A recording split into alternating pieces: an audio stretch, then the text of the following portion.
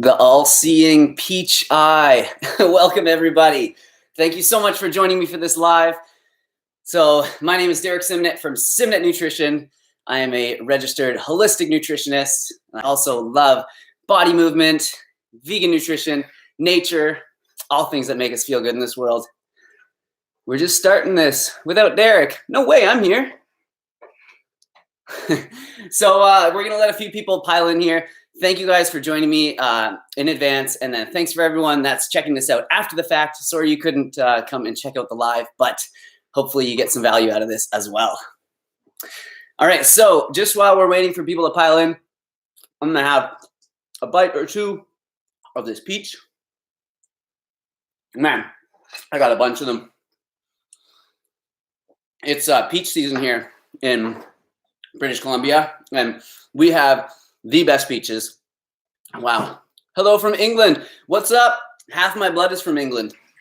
My dad was from Essex, but not my mom. Everyone always asks, is your mom an Essex girl? When I tell them my dad was from there, because apparently they have a bit of a reputation. Can you show us some instructions in future videos on pull-up assistance bands for beginners? I can do that. I've done that before in videos, but I can do it again. I'm going to have a peach right now. I'm so hungry. Okay, just for 5 minutes, I'm going to open up a few packages that I have here because if you guys didn't know, I have a P.O. box and I get sent stuff from you guys, which is super generous, and I never ask for anything. But if you guys want to send me anything, the P.O. box is in the description of all my videos. It's like P.O. Box 413 in Parksville. I don't know. Check it out down below. But yeah, some really cool stuff has been sent my way, so I want to open a few of these packages really quickly, and then we'll get into the questions. All right. So this one, actually, this one didn't have a name, but someone sent me maqui berry. So this is going to be amazing for my smoothie bowls. Super excited on that. Thank you. Thank you. Thank you. We got a couple really cool things here, actually. So this one, oh my God, guys. Somebody sent me freaking dates. Can you believe it? And they're like official, like Iranian dates. Amazing. Who's that from? Michael G. Thank you so much. Appreciate it. That's so cool. That's a great gift. All right, let me just whip through a couple more here. What do I think about chia seeds? Somebody's asking. I love chia seeds. I think they're amazing. You do have to blend them to get the most amount of benefits from them, or like grind them up. But I think they're definitely great to eat. So this one's from Jack, Ethical Apparel on Instagram. Let's see what he sent me. Oh, what? Hardcore Herbivore. That's pretty dope. I might have to throw that one on in a minute. That's such a sick shirt. Another workout shirt. I can always deal with more tank tops. What do we have here? Oh, man, this one looks fun. What is this stuff? Energy Ball, cashew and ginger. Smoke them if you got them. That's what they always say. Oh my gosh, that is amazing. I'm going to have to reverse engineer this and put it in the next ebook, I think. What the heck? That's so good. Hey, Crystal, can you start working on that and reverse engineering it for the ebook, please? Thank you. We got something else here. Oh, walnut cashew oat cookie. Oh, man. Who sent me this? You guys are so nice. I'm not sure. Crystal, can you get into this for me? Actually, no, I got it. It just says, thank you. So whoever sent these, oh, here we go. Amy Robson, all my gratitude. Thanks so much. Very cool. Wow, that is good. Ginger, I love that. What else can I open here? Just like three more packages. So someone here sent me all this. I don't know if you guys know about this stuff. This is unbelievable. It's called chaga. And it's like a mushroom sort of fungusy thing, and it grows on, I think it's like willow trees, I believe, birch trees, in the north here. And I've actually like seen it growing on trees. So somebody sent me a whole bunch of chaga, super powerful antioxidant. I think it's like the highest antioxidant rating of like any foods that we can consume. And they sent me like a whole little write-up on chaga. So I don't know if that's the person that sent it to me, but thank you so much for the chaga. Chaga? Chaga. How do you guys say it? I don't know. Oh, cool. So this is, you guys are so nice, super caring. Somebody sent kaboka squash seeds because they know that Crystal especially and I love kaboka squash. So that's from Jimbo. Thanks so much, man, for the kaboka. That's going in the garden next year. We have one growing outside this year, but it's like the size of like a baseball. So we're gonna have to figure that out. Grow them a little bit bigger. Wow, why is this one so heavy? Man, this is like Christmas or my birthday at the end of summer. Oh boy, there's quinoa coming out of this one. Okay. Oh God. Why is there quinoa coming out? Because it is quinoa. Oh, I think. What's going on here? Canadian golden sushi quinoa. What? So this is cool. It's like a sushi quinoa. And I guess, oh, there's a bit of potato starch in it. I just read the ingredients. So I guess it helps the quinoa stick together. That's really exciting. I'm definitely going to use that. And that's from Top Tier Foods. That's really cool. Thanks, Top Tier Foods. I appreciate it. And maybe you guys will see like a quinoa sushi recipe video soon. I think that'd be pretty awesome. This one's definitely a book. Crystal loves reading. Oh, cool. This one's the Vegan Weight Loss Manifesto. Really nice looking book though. Holy, beautiful pictures. Easy granola. Lots of recipes in here. Wow, cool. And I think that was by the creators themselves. So I really appreciate it. Yeah, Zuzana and Nikki. Thanks for the book. Vegan weight loss. Are you guys implying something? Am I too fat? Nah, we're all perfect. As long as we stay healthy, keep our bodies moving. Whoa, there's a lot of shirts in here. Crystal, could you grab me just that one other package that's over there? I just remembered. Holy smokes. Okay, here we go. Lots of shirts. These are from, oh yeah, Raw Groms. They asked me my size. I remember now. Look at that. That's a pretty funny graphic. It's kind of like the Tropic Thunder, but with like a carrot out of his mouth. That's hilarious. Cool. Wicked shirts. Oh, we got a couple extras. What do you guys think? Maybe a giveaway? And then this is the last package I'm going to open right here. So super cool. I didn't mean to whip through those so fast, but I know that everyone doesn't want to like sit here and watch me opening packages for like an hour. So I really appreciate all the gifts. I'll be reading all the messages and everything that came with it and getting back to you guys. Thank you personally, but I just want to thank you on here. And this one, see, this is the kind of, what's in here right now is super special. This is the kind of stuff that really like touches my heart and really like caring.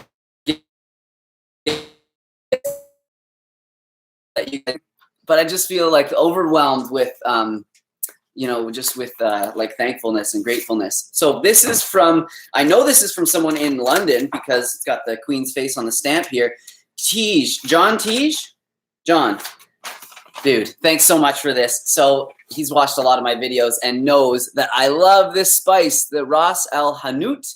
It's from Waitrose, and it is a Moroccan spice, super warm, really, really delicious. Like just a little bit goes a long way.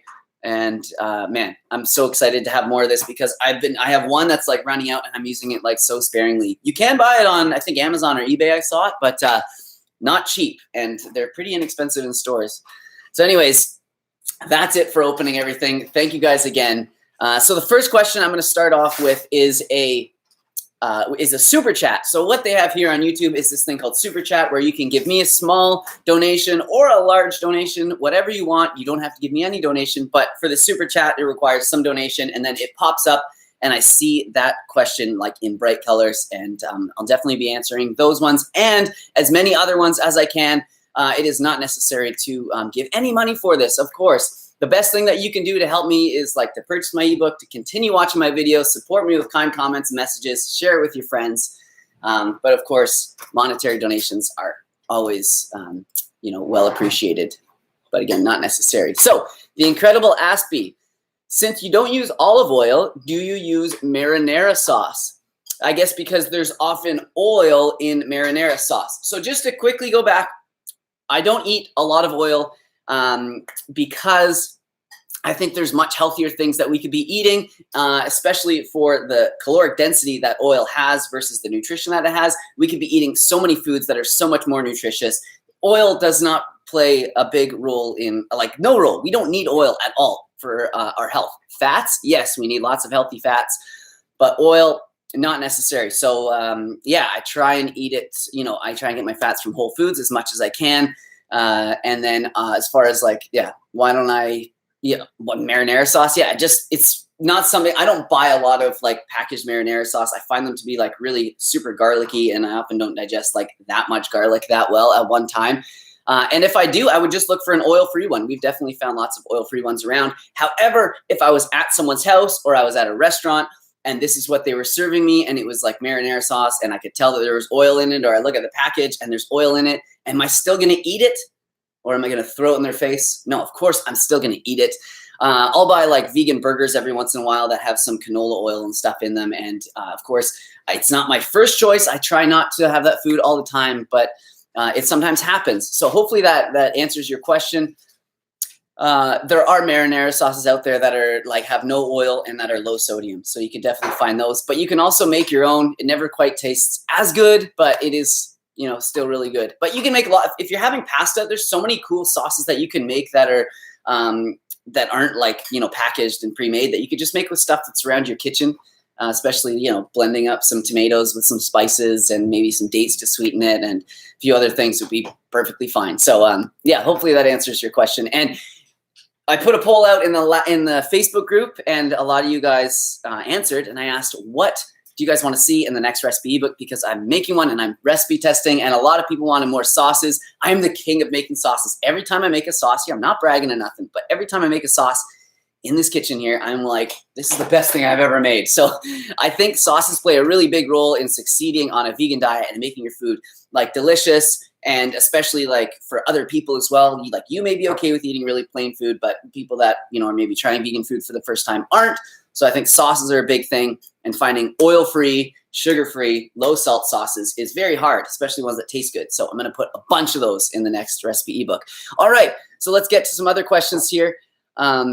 So what we got Balthazar Cheese Melt. Okay, might have to change your name soon, bud, because what he says is, been vegan for a week. I'm loving it so far. Was wondering if you know of a website or workout routine for beginning calisthenics.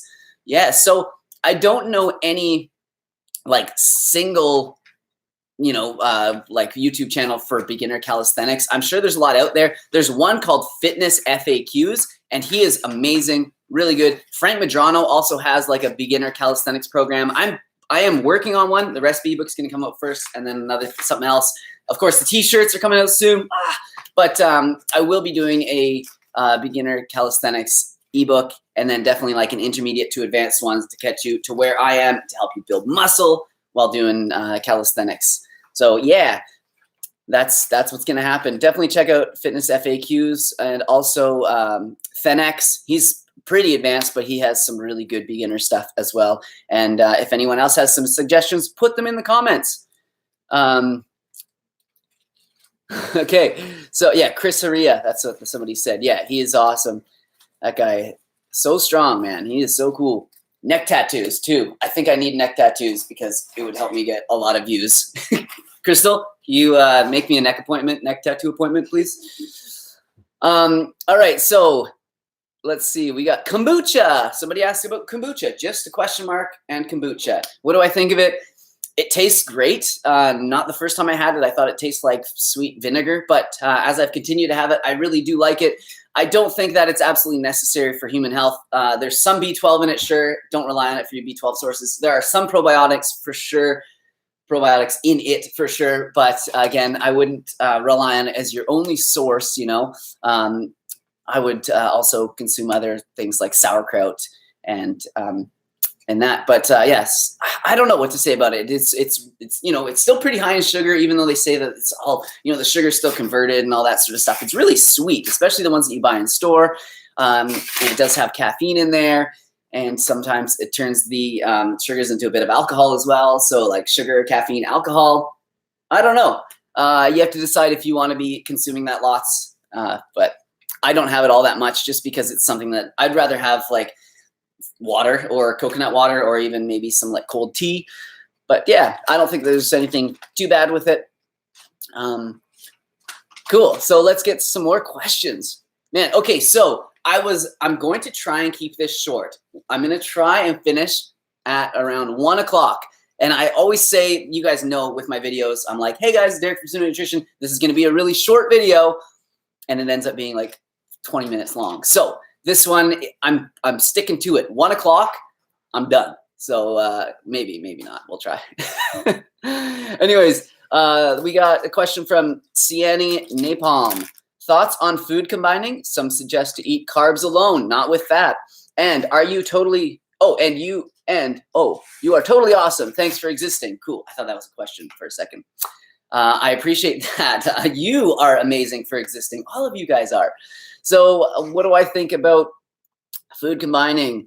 I think it's a really individual thing. For me, I think a big one is like melons don't seem to go well with like other foods. If I have like a carbohydrate, like slower digesting carbs, like a complex carbohydrate first, and then if I have fruit first and then like, some slower digesting carbs afterwards, that seems to be okay.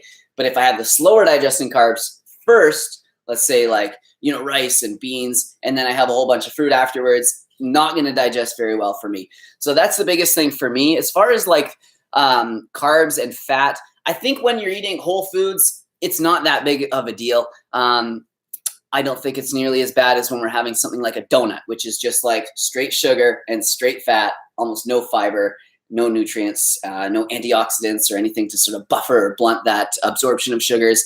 And that is not good for us, for sure. But as far as like, having some flax seeds in like a fruit smoothie or having a bit of avocado, if you're having a big bowl of like pasta, I can't see how that would be too bad for us. And what are you going to like? I've thought about this before, like about food combining and like, what are we going to do? Are we going to have just like straight sugar at one meal or straight carbs at one meal, let's say, just fruit? And then it's like, okay, I have to get some fats in. And then you're going to have like fats completely on their own, like just maybe some avocado and flax seeds and hemp seeds for another meal. And then what are you going to have for dinner? It's like, well, do I have carbs or do I have fat? Mix them together. Enjoy your meals. I wouldn't worry. So let's get on a little bit further. How was your childhood? Were you an active kid? Did you play sports? That's from Isabel Christensen. So I'll just quickly go over this one. Not really going to help everybody on a vegan diet, but might help you understand me a little bit better. So my childhood was amazing. I grew up in a really like nice little safe neighborhood in Mississauga, Ontario. Had lots of good friends. I went to a little school just nearby. Pretty ideal little childhood. It's like nuclear family. I had an older sister. My mom, dad were together, and we lived in a little 4-bedroom house. Everything was good. I ate amazing at helping happy and healthy. We ate lots of vegetables, but there was just everything there whenever I wanted it. Like if I wanted cookies, they were in the cupboard. If I wanted like sweets and candy, I knew what cupboard to get those in.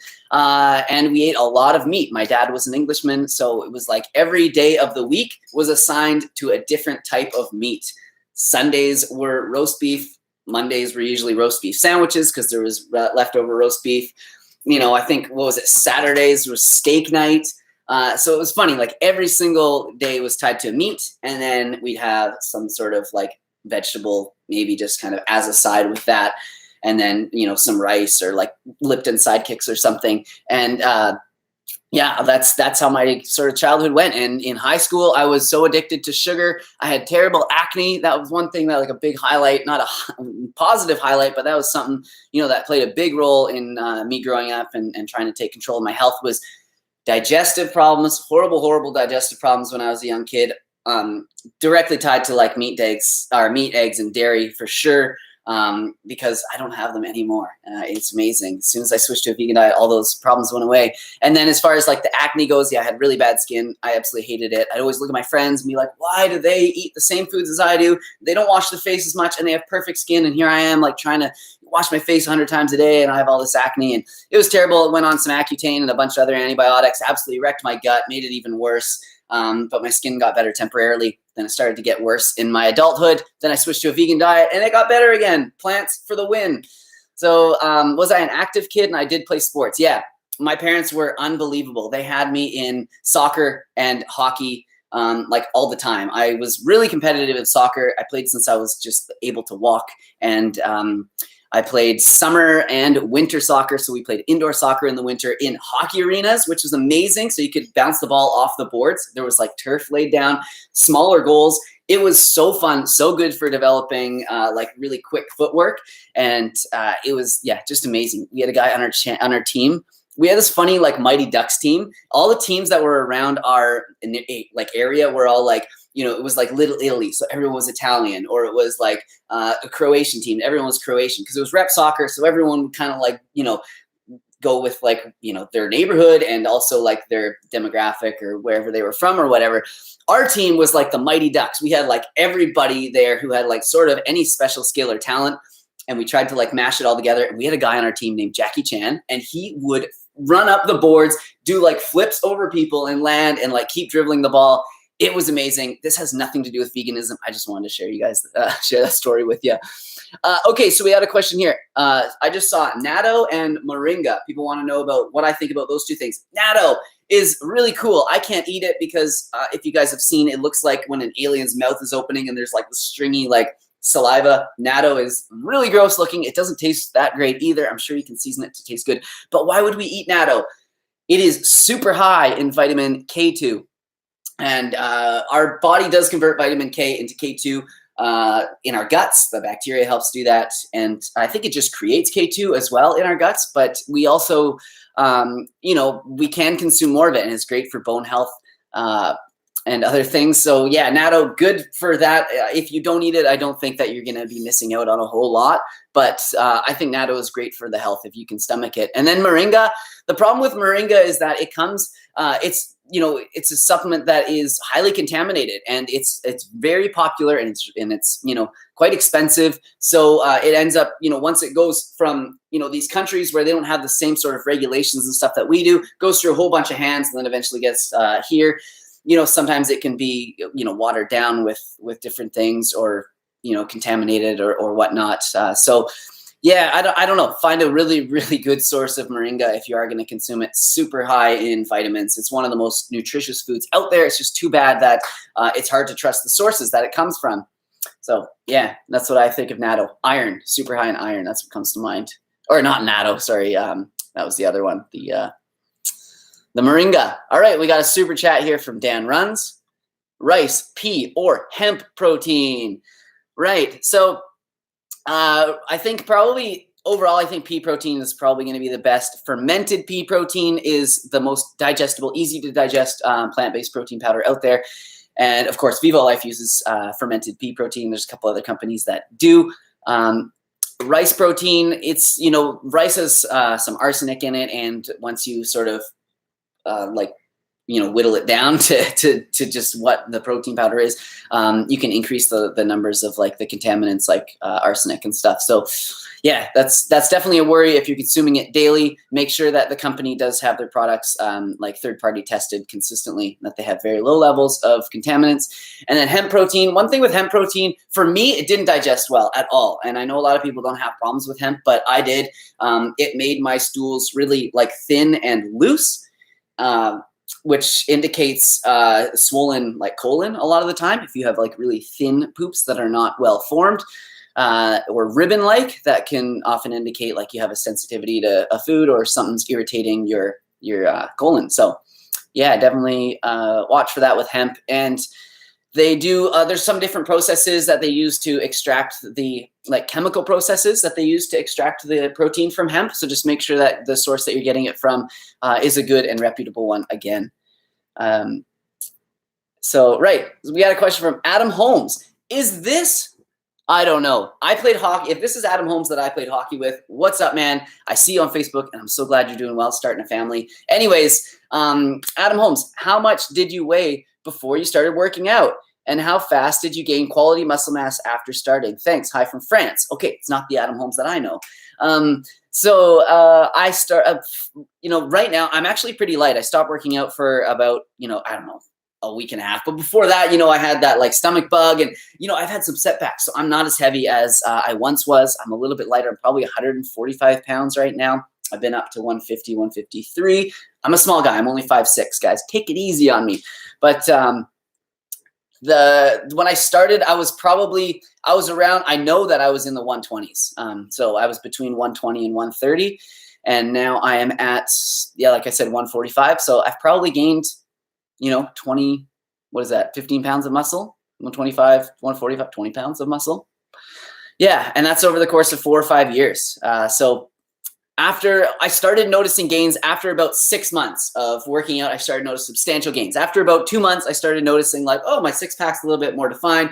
Oh, I can see a couple more like muscle, like sort of lines in my muscle, a little bit more definition. But it was after about 6 months that I noticed my weight started to go up and I started to get a lot stronger. And that's when I started to add weight to my calisthenics as well.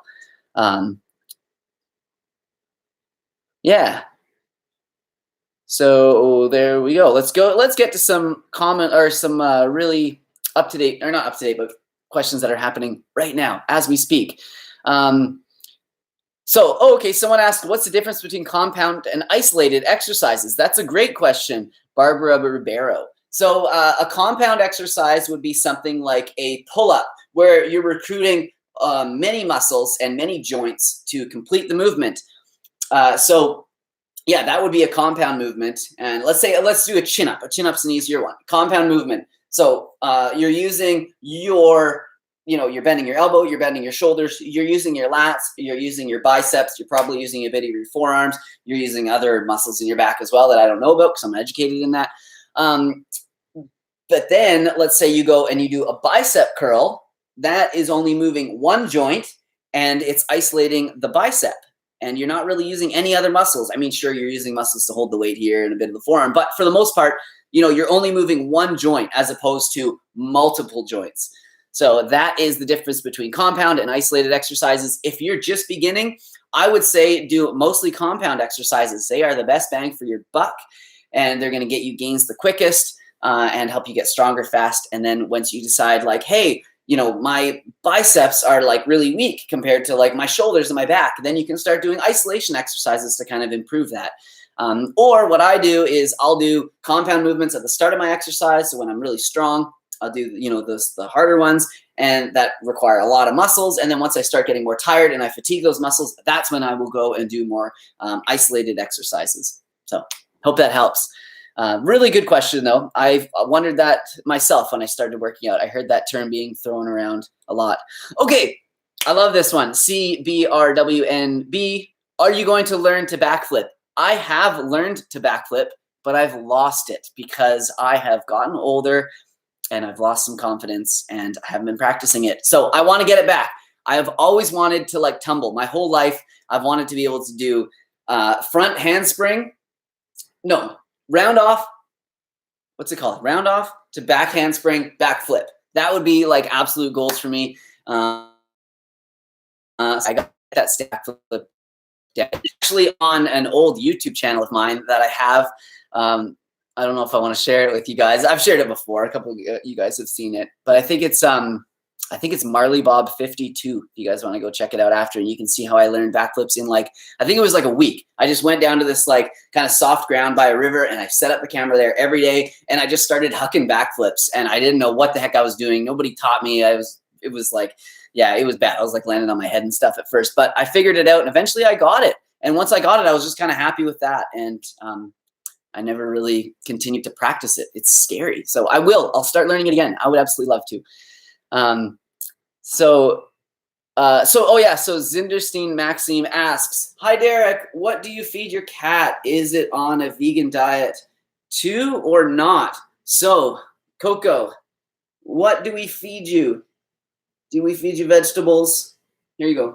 It's Coco's, actually it's good time because it's Coco's breakfast right now. Breakfast time. Here you go. Come on. No, you won't eat it because he's a carnivore. Yeah. So we don't feed our cats a vegan diet. I wish I could say that I did. And we found this like secret and the cat does really well on a vegan diet. But it's just not the case. There are some foods out there that are vegan cat foods that are specifically designed for cats. But I've looked into it and it's just not what they're designed to eat. And even still, when you're feeding them those foods, you have to get their urine pH tested quite often to make sure that they're doing okay. And if you've ever tried to like collect a cat's pee, Like, it's not easy. So yeah, we just continue to feed him meat, and I've addressed this before, and like, it sucks. Every time we buy it, we just hate it. And it's like, what are we going to do here? But here's our options really quickly. I've gone over this before. Our options are, one, we could give cocoa away to a family. We love cocoa. We don't want to give them away, but we could give them away to a family. Then we wouldn't be buying any meat. I would be 100% vegan. Nobody would ever question it. Actually, yeah, they probably would, because whatever. Something probably isn't vegan that I do, but we do our best, right? So anyways, so we give cocoa away to a family, and that family, what do they do with cocoa? They continue to feed him like meat and things, and probably not as good food as we're getting, and who knows how they're going to be treating cocoa, right? So basically the same thing in the end happens. Animals are still being killed for cocoa to eat. So another thing that we could do would be to like kill cocoa, and that would save the potential lives of the animals in the future that cocoa would be eating. But that's not going to, I'm not going to do that. I am not going to do that. And then the other thing that we could do is just to like keep cocoa and just keep doing our thing. And, we try to buy the best quality food that we can for them, and stuff that's like sustainable, blah, blah, blah, the same sort of arguments that meat eaters make when they eat meat. But that's what we try and do. We do our best. And we're here on this earth, with very unnatural circumstances. And I understand that having a cat isn't the most vegan thing that I could do, but it's the reality. This is, he's just been with us for a long time, and we're going to continue to keep having him.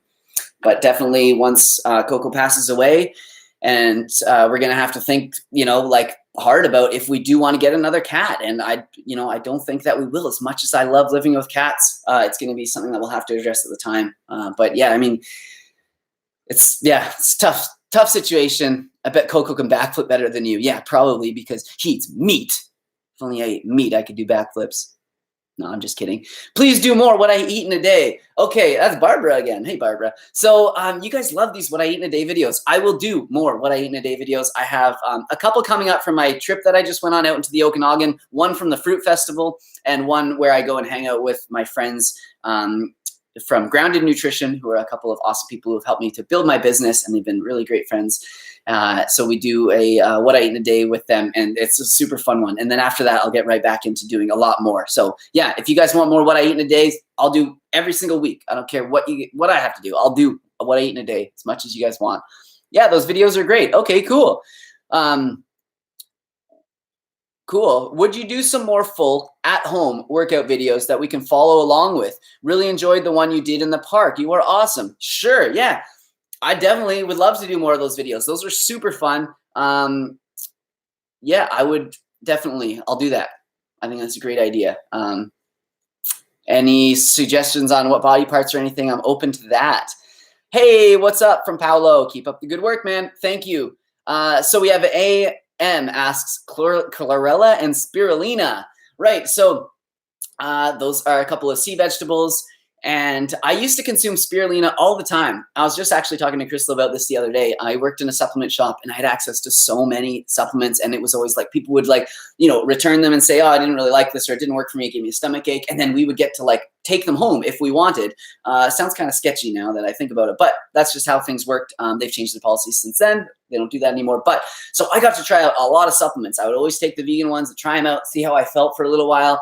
And I didn't feel any different when I had spirulina or chlorella, but I don't think that's the idea of them. The idea is that they're super nutritive, and chlorella is especially good at helping to chelate and take out heavy metals from our body.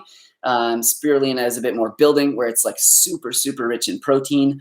However, we're only having a small scoop of it, 6-10 grams of it. And then let's say 60% of that's protein. So you're getting 6 grams of protein out of 10 grams.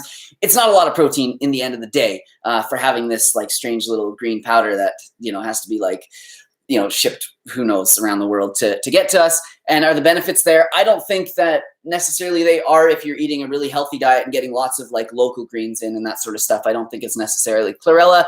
I think they can be used as a medicine in certain times of need, and especially with heavy metal detox. And spirulina, super nutritive. Really super quick story on spirulina. When I remember I was looking into it, and I was reading about it and trying to figure out if this is something I should be consuming, if it was healthy or not. And I read about this story where somewhere in, I believe it was in Italy, there was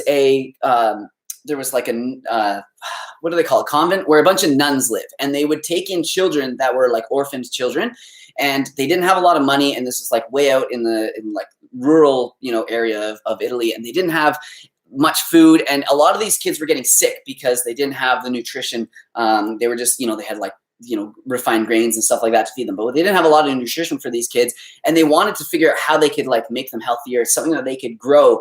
And they found spirulina, and they started to like grow spirulina, I believe, right on their property. And the survival rates of these kids, because they were getting kids that were just like newborns that were sick and stuff like that. Anyways, the survival rate for the kids just skyrocketed, which was incredible. So I think that like things like spirulina that can be grown in a vat, you know, around the world, I think that it's a really powerful purpose in like helping to get nutrition to places around the world that might not have great you know, resource like we do. But, you know, if you're eating kale all the time and you're having green smoothies and juices and stuff, I don't think it's absolutely necessary.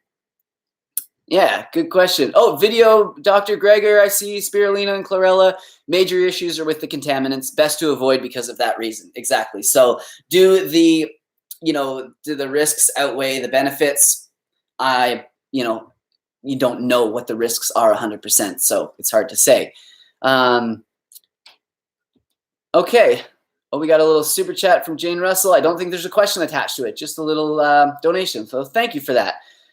Is a little bit of agave okay in my morning oatmeal every day? I've tried date syrup, but really enjoy the agave more. So the problem with the agave is that it's, I believe it's just fructose, super high in fructose. So your liver has to process it. It can be a bit harder on your liver. If we're having a really, like a small amount of it, might be different for everybody. So I would say it's, you know, it's probably okay sometimes, but you know, yeah, I would look for something that is a bit more like whole, you know, because again, it's definitely like a refined sugar. Fiber has been removed. It's been refined down, like maple syrup, like honey, like, you know, other sugars. Cocoa is just a little lumpy. It's so funny. So yeah, you know, you do enjoy the agave more, but maybe try the date syrup for a week or two, and you might end up liking that even more. Chop up dates and put them in there. You could even, what I like to do is make like a banana milk is really good. You just like blend bananas and dates and cinnamon together with like a little bit of liquid, and that's really good on top of oatmeal. So Victor asks, do you have a workout for the traps? So the traps are this muscle here. John Venus is so good at flexing them in pictures. I don't really know how to flex them all that well. I have pretty small traps, but yeah, so the trap muscle here, it's really in charge of like our shoulders, like shrugging like that. So of course, if you do shoulder shrugs, that's really good for them. But I think what a lot of people forget is that we can also activate that muscle by shrugging our shoulders this way. So when I'm doing like handstand push-ups or even just handstands, I focus on pushing as far away from me as I can, really extending. And where I'm kind of embarrassed because I have some sweat there, but we'll just pretend that didn't happen. When I am doing handstands, I'll just focus on holding it straight and then pushing away like that. And of course, I'll be upside down doing it. And that can definitely like activate the traps as well. And then recently I've seen John Venus, good friend. He was he had the cables and kind of on an angle from the cable machine. And he was on a bench with the bench like on an angle like this. And then he was kind of holding it like this and just shrugging like that. And it looked like it was super effective. And he's got great traps. So I guess it is. I need to work on my traps a little bit more, thicken up that neck a bit. But yeah, that's about all I know for traps. Good question, though. Let's get some more. Will you be coming to the US again soon? I love the vlogs there. Yeah, so I think we're going to try and make it down to California every winter. The winters here in BC are really long, and yeah, I didn't like go on any real vacations like in like a lot of my 20s, probably from like 23 to like for 10 years. I don't think I went anywhere. I mean, maybe I'd go back home and visit my family. But I'm making up for it now. So yeah, I think every year we're going to try and go down to California. This year we're kind of talking with some friends about maybe going to Arizona in the winter. It would be really nice. But man, the Canadian winters are tough, and we have the mildest winters here in Parksville. I don't even know how people do it on the East Coast. All right. So we got a question from Okay, Sydney Hogan asks, or tips for eating healthy on a budget. She wants to know. Tips for eating healthy on a budget. For sure, like bulk is really great. For me, it depends if you have a car or like what the setup is like. But Crystal and I will go to like 3 different stores to buy stuff. And we make it like a little round trip. It's not like we're going to one store here and then, driving 40 minutes to another store over there. Like we found somewhere where there's like 3 or 4 stores that have everything that we need. And we'll go to the store that's sort of the cheapest first. And we'll get everything that we can there. And then we kind of finish at the store that, is like the most expensive. And then whatever we have, the odds and ends we have to get there, we kind of get there as well. But a lot of bulk stuff for sure. If you can soak and cook your own beans and rice and lentils, that really, really helps as well. Like frozen, like peas and frozen corn is great to have in the fridge. And those are pretty cost effective and they still retain a lot of nutrients. A lot of people think that when fruit is frozen, all the nutrients are gone, but that's not the case at all. And sometimes they're even more nutritious because they're actually picked at the peak of their ripeness rather than let to ripen on trucks or transit when it's coming to a grocery store near you. So as far as like other, budget friendly tips, like find stuff that's on sale. If you can find, greens and stuff that are maybe like, 20% off because they're going, they're short dated or whatnot. That's a really good way to do it. And then just not buying a bunch of packaged foods and try and shop seasonally as well. So if you're trying to eat like mangoes in the middle of winter and they're not in season wherever, wherever they grow, then it's going to be really expensive to get them. So yeah, those are my tips on how to eat a little bit more budget friendly. But like, if you think about the foods that are on a vegan diet, like let's think of some of the stuff that I, base my diet around. Bananas, 99 cents a pound. Rice, 49 cents a pound. We've got beans, lentils, like chickpeas. They're all like some of the cheapest foods that are out there. And even quinoa, which can seem like a little bit expensive when you buy it dried like that. Once you cook it, it puffs up and you get so much more food, and per calorie, it's still like a really good value. So yeah, lots of those sorts of things, like the beans, lentils, and rice, quinoa. All those are great for eating on a budget.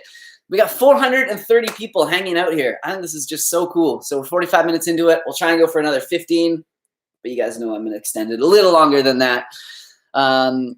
So I'm trying to get to all the ones that are nutrition related this time, but I will answer some more calisthenics stuff as well. Hey, so we got a super chat in some denomination. I don't know what that is. 100 of something, maybe. I don't know what that is, but thank you for that. I really like your content, man. Really helped me through my vegan journey. Keep doing what you're doing. Love and best wishes from India. Thank you so much. So when I look at the analytics on here, it's really interesting that a lot of my viewers are from India, and I just find that really interesting.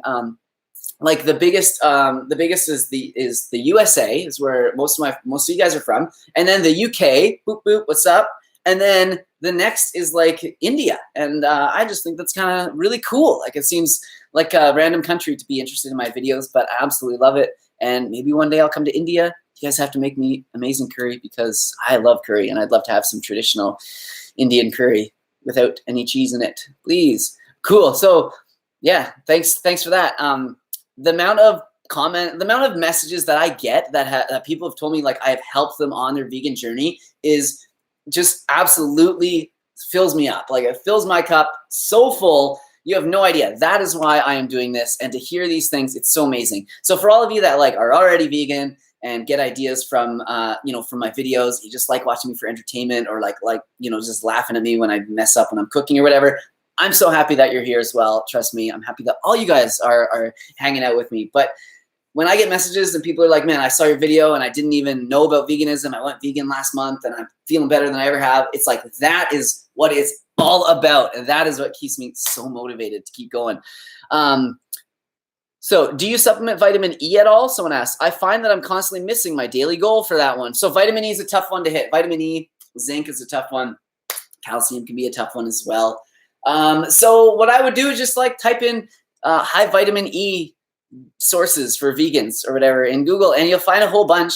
I don't supplement it. No, I don't supplement vitamin E. Nuts and seeds are full of vitamin E, but I'm sure there's some secret ones in there that I don't know about. Supplementing with vitamin E, I don't know if I'd recommend it. It's like there's a lot of different forms of vitamin E. There's like, a whole bunch.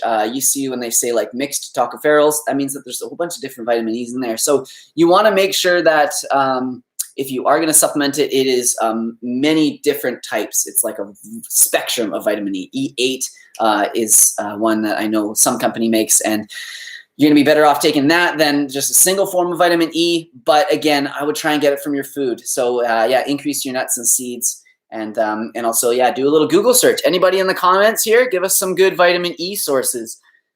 Do you do organic to avoid glyphosate? Yeah, so I eat as much organic food as I can. Whenever it allows. If there's organic, or if there's like avocados at the store and I want avocado and there's no organic ones, I'll still buy that avocado. But for the most part, I try and buy my foods that I'm going to eat the skin of organic, and stuff that's in the ground organic. So like carrots, potatoes, apples, berries, all that. I try and buy organic as much as possible. However, don't let that, if you can't afford it or it's not in your area, don't let that persuade you from buying non-organic foods, because the only other option is to buy packaged non-organic foods. And that's going to be the same pesticide-laden foods, that you see in the grocery store produce section, but they're going to be all, refined and ground down and the nutrients removed and synthetic ones put in, and, all the pesticides are still going to be there, just without the nutrients to help buffer those pesticides. So yeah, whole foods for the win. And I do buy organic to avoid glyphosate. I can't believe that stuff is still so prevalent, and like the amount that they use is just crazy. But yeah, hopefully our generation will change things, and we just got to keep pushing, guys. Get those old, stuck, people that are on the board of directors and owning these companies. Once they all get out of power and they freaking die off already, sorry, but there's some really stuck, like, old people in power. And once they all go, we get some, the new generation in there. Things are really going to change. So I do have faith in that.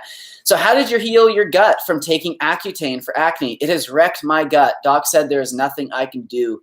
I love your channel. Jane Russell, I'm sorry that you had to go through that. So for anyone that doesn't know what Accutane is, it's a medicine that's strong acne medicine that they give people for cystic acne.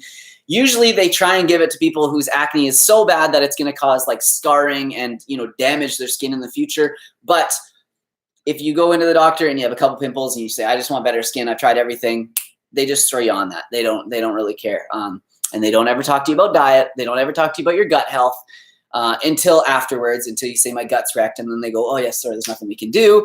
So definitely think hard and long before you consume it, and do everything you can to improve your skin. More water, more leafy green vegetables, less processed foods, less sugars, less oils. And do what you can first. So what I did is, to support the gut. It's a long process to heal the gut. I'm definitely going to do a video on it. It's long overdue, because I know that a lot of people come to the vegan diet because they have gut issues, and then some people get gut issues when they're on a vegan diet because they might be eating the wrong foods, combining them wrong, not preparing them properly, or just they might be trying to give their body too much of a certain type of food too quickly. Our body, it does take time for our our enzymes in our stomach and the acids to adjust to the new dietary lifestyle that we're living. So it does take some time.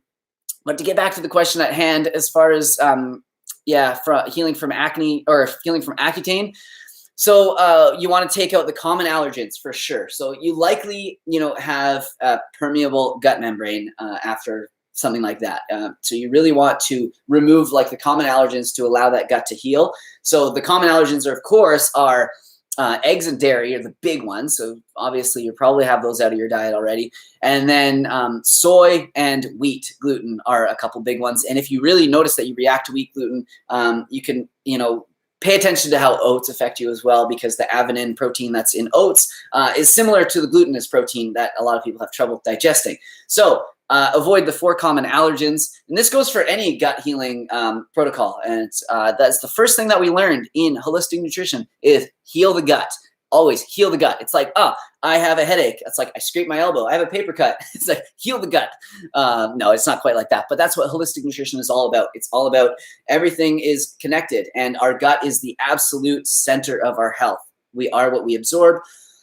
So the gut is the absolute first thing that we have to, pay attention to. So as far as like healing it, remove the 4 common allergens. And then what I did was take some like supporting herbs that are good for, helping to soothe the gut. So things like marshmallow root is really good. Glutamine can help, but it takes a long time. So don't just take, 5 grams of glutamine once a week and think they're going to help it, after a month. It takes like months for it to help to repair the gut.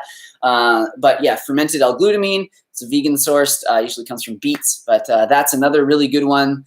Just look into like sort of like, herbs that can help soothe and heal the gut, and do that. Remove the 4 common allergens. Don't eat too big of meals. Find out what foods like work for you. If you're eating beans all the time and they're constantly like tearing you up and stuff inside, just get rid of them. You won't be missing out on anything for the short amount of time while you heal your gut. I'll definitely do a longer video on healing the gut because it deserves a lot more attention and a little bit more preparation from me.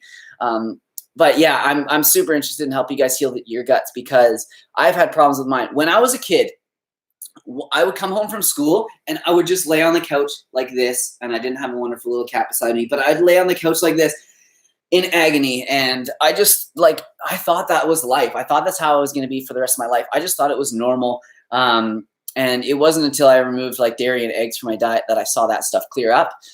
But yeah, so I definitely want to do a video on that. It's a big one. And I know some people are even leaving veganism because they don't have faith in the diet. They haven't had enough patience to act or knowledge to actually heal their gut. And then they leave veganism for, the carnivore diet or something else that's going to give them maybe a small amount of short-term gain, or relieve some of their symptoms in a short term, but not going to help them in the long term. So we really have to heal that gut well, and it'll set you up for health for a long time.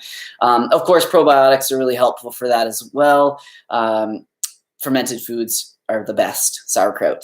So yeah, hopefully that's helped a little bit. I'm sorry that you had to go through that as well. It sucks. What are the 4 common allergens again? So they are eggs and dairy are the 2 big ones. Soy, gluten as well. And then there's other ones like peanuts and stuff that are like more anaphylaxis, kind of like, that sort of thing. But like, as far as like food sensitivity goes, eggs, dairy, gluten, and soy. Yeah. So anyways, let's keep going. Are you against meat eaters? And if so, why? Am I against meat eaters? Meat eaters are killing animals. What the heck, right? I'm not that against meat eaters. I used to be a meat eater, and I'm not against my past self. I was just doing the best that I could with the knowledge that I had. So, no, I'm not against meat eaters in any way. But if people, are aware of the fact that, what those industries are like, if they're aware that we can live a perfectly healthy, vegan lifestyle without killing any of those animals, but they still continue to eat animals because they like the taste of it or for convenience, I have a problem with that. But I don't think they're bad people at all, and I don't have anything against them. So yeah, my sister eats meat. I love my sister, and her husband eats meat. I love him too. So yeah, no, I'm not against people that eat meat. But good question. Have you seen Jeff Nippert's video on milk? You know what? I actually didn't watch his video on milk, but I've seen the people's responses videos to it. Like Goji Man, I think, did a good one. And then also Mike the Vegan. Both those guys are awesome. Goji Man's a new one. He's an up-and-comer. Go check out his channel. I like giving him some love because he's a pretty cool guy. I did see it. And facepalm. Like Jeff Nippert. He's so science-backed with all his information, and then he comes out with this crap on milk. Yeah, I don't know. There's a lot of muddy waters out there as far as like milk's, science of dairy goes, because it is such a rich industry. They have so much money, they can manipulate science and create their own, tests or whatever the heck they want to do to manipulate the results. So yeah. yeah, as far as his video goes, I don't know. Definitely get your workout and advice from Jeff. He's a great guy. As far as his health and nutrition advice, I think he could do a little bit better. So someone said, introduce your cat. Well, I already did. You guys know him, but this is Coco. And he actually got into a little neighborhood fight recently with another cat when we were away. So he's sort of nursing a busted rear leg right now. So his vibes are a little bit low, but he's in good spirits. So somebody asked, how many times a day do you poop? For real? Yeah, so it depends on the day, but I'd say usually like in the mornings, sometimes like 2 good poops, depending on how much I've eaten the night before. And then I'd say probably 2 more throughout the day. So 4 times, I would say 4 good poops. Yeah, Goji Man is so annoying. Hey, well, yeah, I don't know. I'm sure a lot of people think I'm annoying, and I'm totally cool with that. Not everybody is going to enjoy everybody's personality. I think he just let his personal bias emotions get in the way. Oh, that's for Jeff Nippert. Yeah, I think so too. It's really easy to want some sort of, evidence to be true. When I was switching to a vegan diet, I did not want to believe the science because I freaking loved eating bacon and ham and like sausages. And like for breakfast, I would have eggs mixed with, breakfast sausage and bacon and cheese on it, chicken, the whole farm. Every animal I could think of, put it in there. And I liked eating that way. And I felt good. At least I thought I felt good. And I didn't want to believe it. But once I kept reading the science, yeah, it was like, there's no way that I can deny this. And once I started eating this way and I felt the benefits, then then there's just no going back. So many poops. Oh my God. 4 times a day. How many do you guys do? How many times a day do you guys poop? Put it in the comments right now. Just a simple number, not like I poop this many times. Just say 4, 1, -1, once a week. Like, let's see how many times everybody poops right now in the comments. I want to know. I don't think 4 is that many. Can you poop? I poop twice a day. Am I going to die? No. Well, one day, yeah, but no, not right now. Oh my God, look at all the numbers. 1, 2 to 3, 3, 2, 72, troll.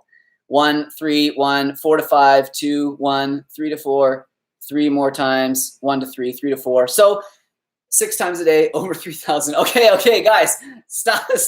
So it looks like 2 to 3 is sort of the average. But I just found out how many times my girlfriend poops, Craig. That's so funny. Rookie numbers. Oh my God, you guys are so funny.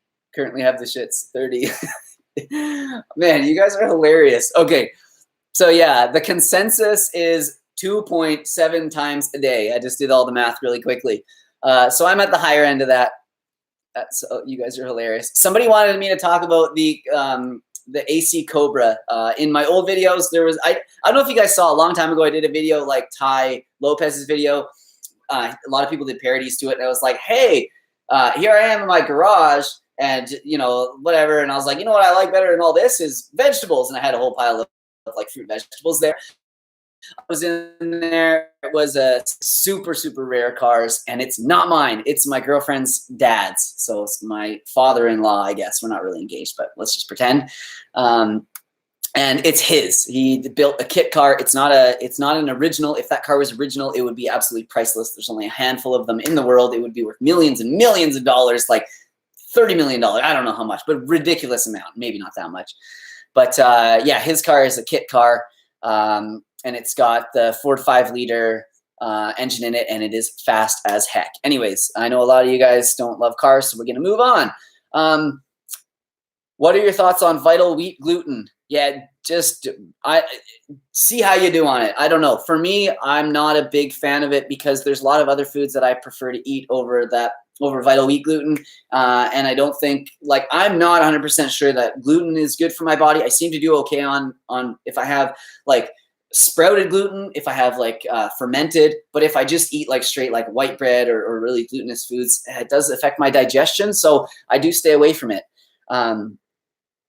Yeah, I have a squatty potty. It makes a difference. Yeah, squatty potties are cool. So a lot of you guys know, like, we're naturally supposed to squat when we poop. It actually like sets our like, you know, the exit way and everything into alignment. But when we're like this and we're bent over on a toilet, it actually puts like some, you know, some gnarly kinks, you know, in our digestive tract, and the pressure is like weird. It can create hernias and stuff. So yeah, squatting is actually like the best way that we can poop.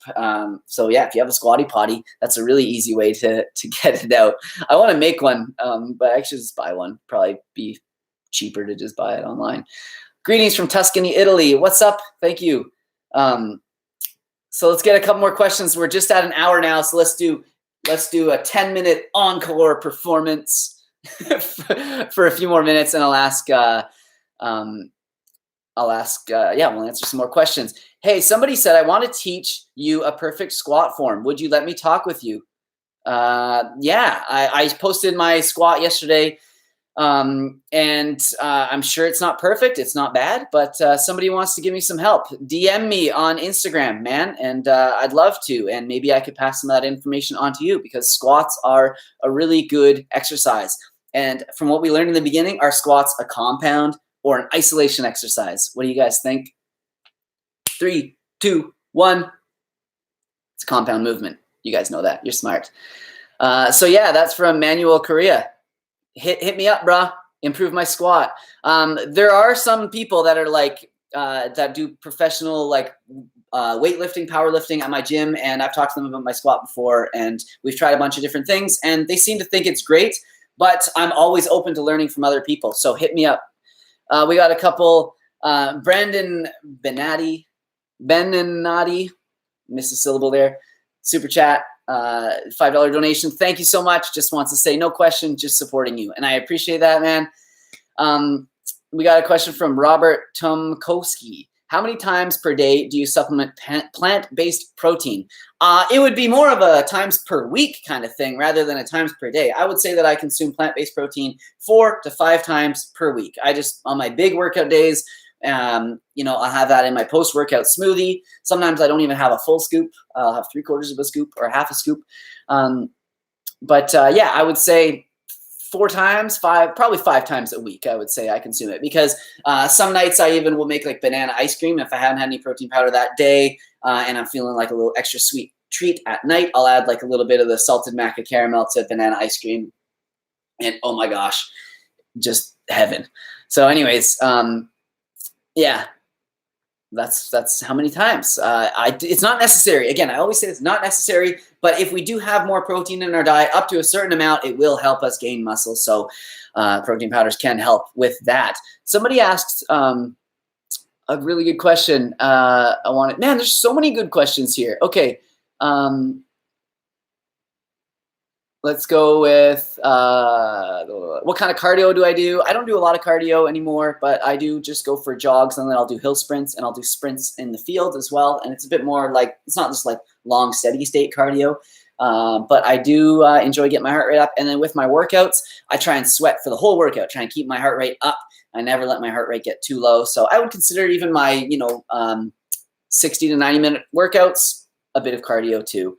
Have I ever thought about being a vegan activist? Asked Jimmy. Yeah, I have. And, I think there's a lot of people that do it, better than me. And this isn't an excuse as to like why I shouldn't do it or why anybody else shouldn't do it. But I focus my efforts on other things. And I'm converting a lot of people, and at least opening a lot of people's eyes to veganism through this channel. And this is my avenue of effort and what I want to put out to the world. And I think it's where my talents are best used in this vegan movement. So would it hurt for me to go to a chicken vigil or whatever protest outside of some, butcher shop? No, but it might take me away from what I'm doing a little bit. But I, first, like, for me, I don't think it's that effective. And I'm not saying that it isn't for other people. If you are a person that walked by a cube of truth and you were like, holy crap, that opened up my eyes. I'd never even seen that before. I didn't know that animals were treated so badly. I didn't even know we could live healthy off of a vegan diet. And that's what converted you, to, or made you think about veganism. Then I think that's great.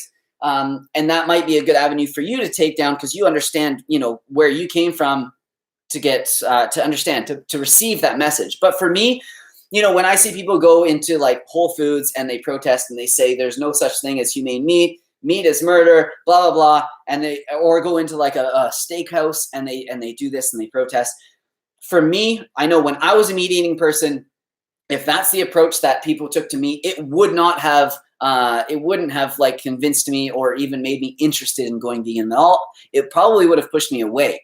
Not to say that that's a bad thing to do or that it doesn't change anybody's minds or that it's not an important part of activism. I think it is. But yeah, it's just for me, it's not what I resonate with. And when I started to go vegan, I read a few books and then I found people online like, Dan the Man, the Life Regenerator with the Master Plan. There was like Durian Rider was doing his thing then, and then I found these people and I was like, wow, I was really inspired to live like them. But if that's not, what inspired you, then maybe you want to take a different avenue. But yeah, that's what I think as far as that goes. I think that I'm doing my own form of activism, doing a little shirt activism right now. Somebody asked in the comments where the shirt is from. It's from a company called Living Engine. Living Engine. They make awesome plant-based clothes. These guys were the first ones to ever reach out to me to say, hey, we like what you're doing and we want to support you. And I've worn their shirts ever since. So cool. So thank you again, Living Engine. They're owned by like vegan owners and they just want to do good things in this world. So yeah. I think I answered all the questions there I wanted to. Have you had any issues with junk food? Any advice for staying away from it? Yeah, of course. Are you kidding me? Like, I'm the junk food king and I still get cravings. So for me, eating enough good foods, healthy foods that I know will fill me up. Sorry about the fly in here. Coco opens the door and he just leaves it open. He doesn't know how to close it. He only knows how to open it. So then we get flies in here. But anyways, sorry, what was I answering? Oh yeah, junk food. Eat enough. If you are satiated and you had enough calories from like healthy foods, you're not going to go searching for junk foods. Another one is just don't have them in the house. If I have potato chips in the house, I eat them. If I don't have them in the house, I don't eat them. It's as simple as that. Don't bring them into your life. Don't have them in your house. Those are the two biggest ones. Eat enough healthy foods and don't buy junk food. Other than that, a couple other things that really helped me when I was like making my transition and staying off of this food, and I continue to do it to this day, is look at that food and say, I know exactly how that tastes. It's not going to taste any different than it did before. It's probably not going to taste as good as I remember it tasting, and it's not going to make me feel good, and it's not going to build me towards better health. If you think a few of those things in your head before you eat some bad food, you're really going to take the fun out of it, and you're probably not going to eat it. So yeah, just don't have it in your house is like the biggest thing for me. But yeah, good question. Does Coco catch mice? Not that I've ever seen. No, and he tries to catch birds, but he doesn't. He's not so good at that either. Anyways, cool. I know you get rid of the oil on top of your peanut butter. Do you do the same with tahini? Yeah, so sometimes if there's like a bunch of oil on top of the peanut butter and it's settled for a long time, sometimes I'll just pour that off because I still enjoy the peanut butter all the same if it doesn't have as much oil in it. And it's just going to decrease the amount of fat that's in it and, increase the amount of protein as far as like the ratio goes. So that's why I do that. And as far as the tahini goes, yeah, sometimes I'll do that with my tahini as well. If there's a whole bunch of oil just sitting on the top, I'll just pour it.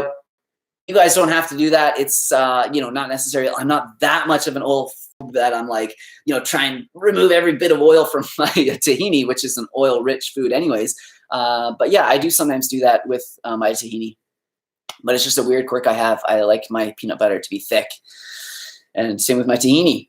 Hello, sir. I want to ask you your thoughts on spirulina. Go back and watch maybe about 20 minutes into this video. We talked about spirulina. And also Dr. Greger has a great video on spirulina and chlorella. And he just says the risks of contamination do not outweigh the possible benefits. So yeah, I wouldn't bother. What do I think about molasses? I think molasses is great. It's a super rich source of iron. And it's like a byproduct from like the sugarcane or sugar making industry, but it's like all the nutrients, all the B vitamins that come out of the sugarcane or beet sugar or whatever the heck they're making sugar out of. It's super good source of iron, and it's also really good at sweetening things. It has a little bit of a licorice taste to it, so just be prepared for that. But you want to buy unsulfured, blackstrap molasses. That is the kind you want to buy. Don't buy the sulfured kind because we don't want that extra sulfur in our diet, at least in that form. Yeah, so I'll show you the one that I have. It's just in the cupboard.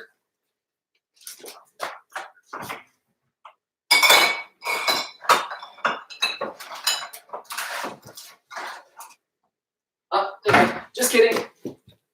Okay, sorry, just kidding. Couldn't find it. But yeah, it's by Everland Foods, the ones that we have. I love this community of people, someone says. Me too. Someone also said, you and Dr. Greger should collaborate. And I've never had Dr. Greger on my channel, and I don't know why, because he definitely goes on to like smaller channels for sure. And I think that it would be amazing. So definitely watch for that in the future. I'm going to reach out to Dr. Greger's team, and I'm going to ask him, I'm going to ask them if he wouldn't mind giving up a little bit of his time. And of course, I'll reach out to you guys and get the questions that you want him to answer from us. I for sure want to know about flax seeds, because I want to know, you know, everyone's always asking me about the estrogens in them. And then everyone's also asking about the, what is it? It's not arsenic, it's cyanide that's in, you know, the ground flax. So I want to know about that as well. So watch for a Simnett Nutrition, Dr. Greger collaboration. So what else do we have here? Let's see. There's a troll in the chat. Yeah, well, who is it? I don't know. I guess I could like block them or whatever. How do I do that? Hide user on this channel. All right. See ya. That's easy. What are your macros? Go and watch What I Eat in a Day with macros or with nutrient analysis, and you'll find that out. I think it's usually around 70 to 75% carbohydrates. No, it's usually around 70% carbs, and then fat is usually around 20%. What does that leave? 10% protein. I think it's a little bit higher than that. So I think my protein is usually around 12%. So yeah, sort of like 70, 13, 12. Does that add up to 100? I think so. That's usually kind of around where my macros are, but I don't pay much attention to my macros. That's why I don't even know. I just eat lots of good whole foods. I make sure that I have a good source of protein on the plate. So some beans or some lentils, maybe some tofu or tempeh, and then I'll have lots of greens, whether they're steamed or raw greens. And then I'll have, you know, something else, maybe like a bit of like pasta or some, you know, like a good healthy sort of complex carb source. And then I'll also have some fats with it. So maybe some tahini dressing, or I'll have some avocado with it, something like that. Yeah. What do you think of the latest video of Jeff Nippert? Yeah, we just talked about that. That's funny. A bunch of you guys are asking about that. So yeah, apparently a lot of people, Mike the Vegan handled that. And also Goji Man and a couple other people did videos on it. So I didn't, you know, I don't do response videos anyways, but he just like got it wrong with the milk. Like, man, I don't know why he's so off there, but I think he has a little bit of a confirmation bias going on, and he just wants that to be healthy. And I know a lot of the supplements that he promotes are milk-based supplements. So yeah, who knows what he's thinking there. But I think that he will, you know, eventually figure it out one day. I have faith. So hi from Slovenia. Hey, what's up? Anything? What do I think about Sverige? What do I think? So yeah, what a character. I don't have much thoughts about him. I don't really allow a lot of that stuff to enter my sort of thought process or bandwidth. I only have so much space in my head to think about things. And I'm not thinking about people that like go and, you know, eat like raw meat at a vegan festival. It just like, that is, you know, not on my radar. Don't even care. It's just nuts. So yeah, that's what I think about him. Yeah, do your thing. The fact that people have asked a lot about, so I did watch a couple of his videos. The fact that he just has to just bash veganism as his like only sort of way to like make his diet seem, you know, more desirable is just dumb. Like, I've never had to say anything bad about eating meat or about eggs or anything. I just, you know, say all the good things about vegetables and eating fruits and eating the vegan diet. And a lot of people, resonate with that. I don't have to sit here and just bash another type of diet, because there are so many positive things about this lifestyle that I'm eating that I can highlight those rather than the negative parts of another sort of lifestyle or diet. So yeah, I don't know. Still waiting on the hate video from him though on me. Okay. So what else? Well, let's do 5 more questions and then we're gonna go. But this has been really fun. I feel like I could do this all day. Yeah, foot soldier. Is it vegan to kill and eat sphaerage because the net gain will be positive? Yeah, I don't know, man. That is up to you to decide. It's so funny. So yeah, foot soldier has awesome videos as well. Somewhat unorthodox, let's say, but I really like his style, and I do watch his channel quite a bit.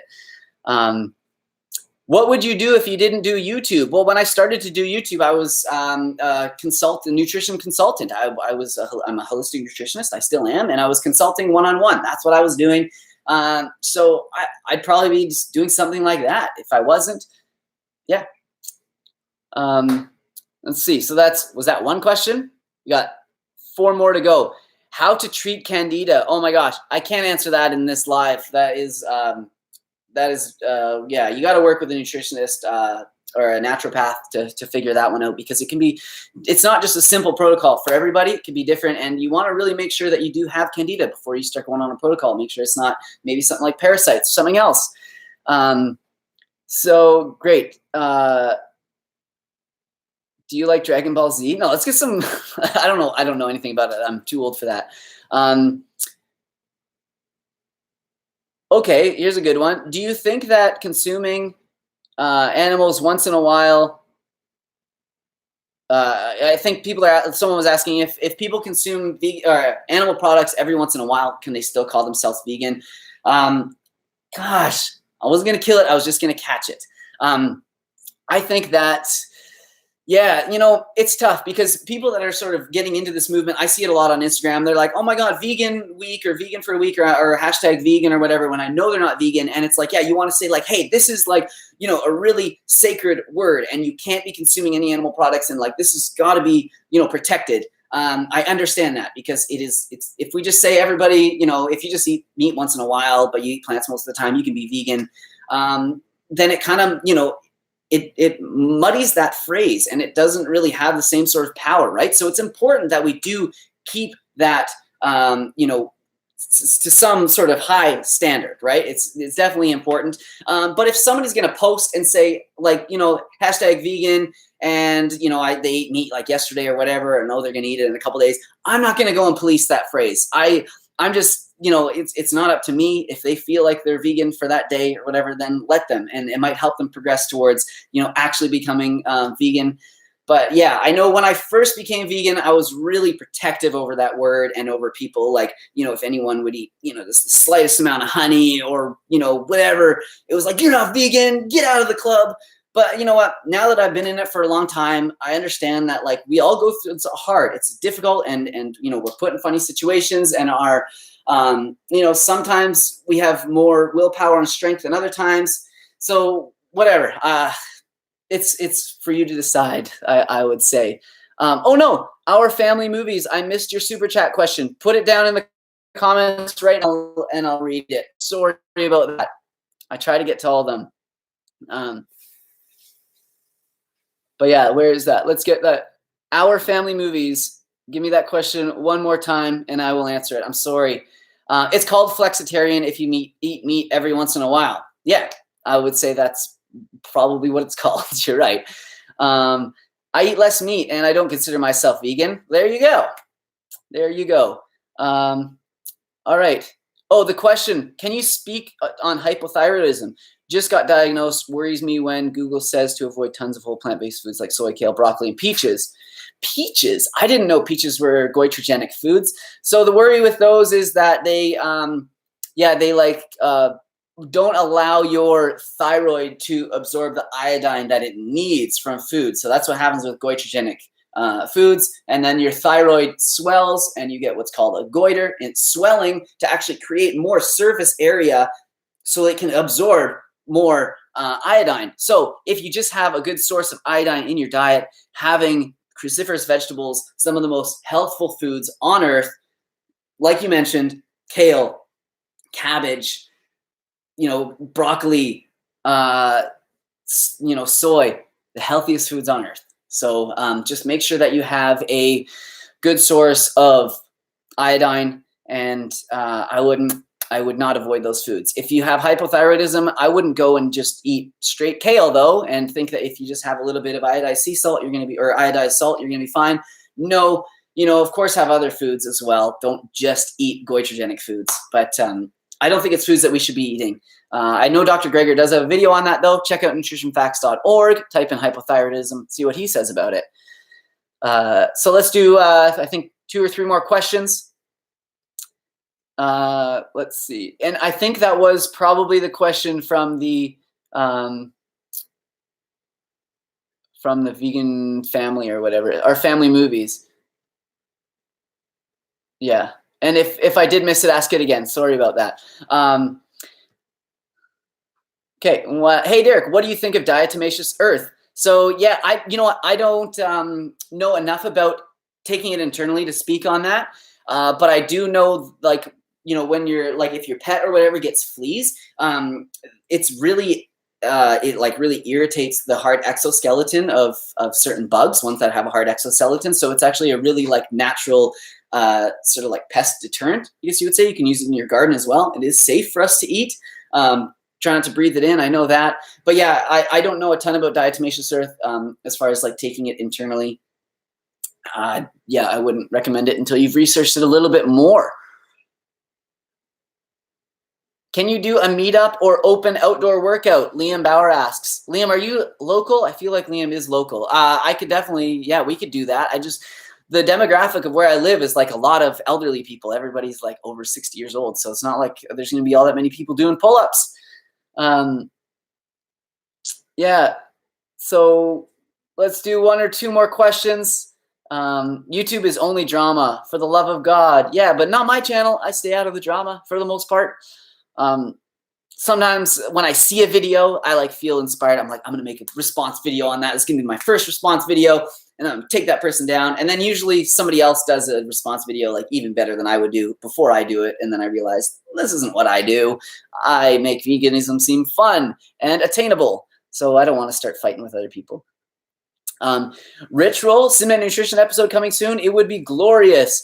Yeah, so that would be unbelievable. Rich Roll reached out to me one time and he just said, hey, I saw you're in LA. Are you still here?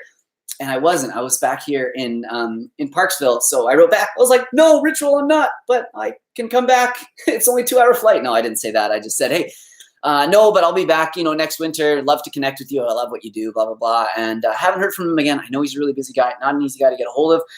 But yeah, in the future, they would just make my life to be on the Rich Roll podcast. As you know, Tony Hawk was just on it. Nimai Delgado was just on it 2 podcasts ago. They were both amazing podcasts. Yeah. But I feel like I have a little bit more to give before I'm ready for that. So let's keep pushing, and I'll be on there soon enough. Don't worry. Can I make some merch? We are making merch right now. We're trying so hard to get the my website all finished and everything, and have the Simnett Nutrition shirts out. And then we're just going to roll out with a bunch of cool designs that I've been thinking of.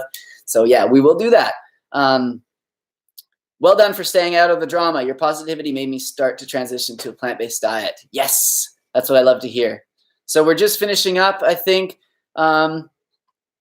Let me see if there's one. There was one question I wanted to. Opinion on the VP situation. Yeah, I'm not going to touch on the vegetable police situation. We're all on our own path, and yeah, just I don't know. Don't know what to say about that. Great. I think this has been really fun. Last one. Okay, fine. This is fun. Natalie Swanson. What was that stomach rolling, breathing thing you used to do in the mornings? So it's called Nauli, Nauli, and it's a yogic practice. And I don't know much about yoga. I just like to try to control my abdominals. But it's really good for helping to help digest your food, helping to move things through your digestive tract. And it's a great way at learning how to control your transverse abdominis, which is the muscles that hold our abdominals in tight. So not the six-pack muscles that you see. I'll try and do it right here. It usually looks kind of weird, but I'll try and give you guys a little example of what it looks like. So yeah, this is kind of strange, but we'll see how well it goes. So basically, what you have to do is let all your air out, and then you suck, vacuum in your stomach, and then you try and sort of manipulate it so that it like rolls and moves. Some people are really good at it. I kind of fell out of practice with it for a while, but I want to start doing it again. So here, let's see if I can do it.